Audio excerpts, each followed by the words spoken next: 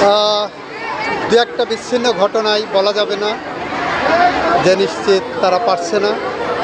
নিশ্চয়ই এগুলো বিচ্ছিন্ন ঘটনা হিসেবে আমরা দেখছি এবং আমরা মনে করি সরকার এবং নির্বাচন কমিশন সর্বোচ্চভাবে আগামী নির্বাচন অনুষ্ঠান করার জন্য, শান্তিপূর্ণভাবে করার জন্য বদ্ধপরিকর এবং যত বাধার প্রাচীর আসুক নির্বাচন কমিশন তার নির্বাচনের দিকেই এগিয়ে যাবে।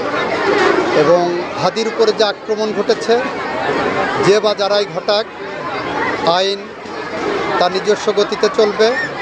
অপরাধী যত শিকড় থাক না কেন সমস্ত শিকড় টেনে তুলে ফেলা হবে।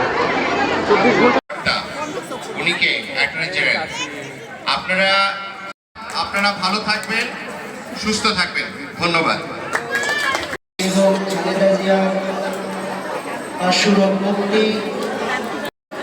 আজকের প্রার্থনায় আমরা সনাতন সবাইকে আদাব, সালাম। নিরলসভাবে পরিশ্রম করে গেছেন চৈত্রভাবে শান্ত রাখার জন্য।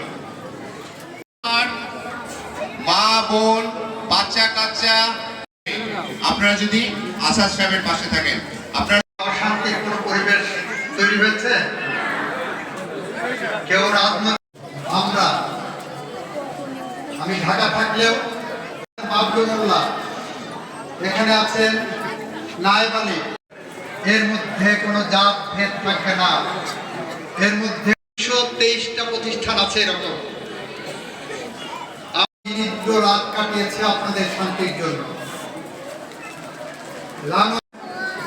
এখানকার ইউনিসেন্স স্নিগ্ধা দাস পোহায়নি। আমরা এমন একটি শৈলকুপা চাই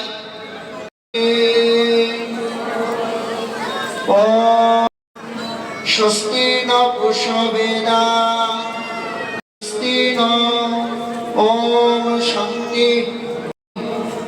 হে ভগবান,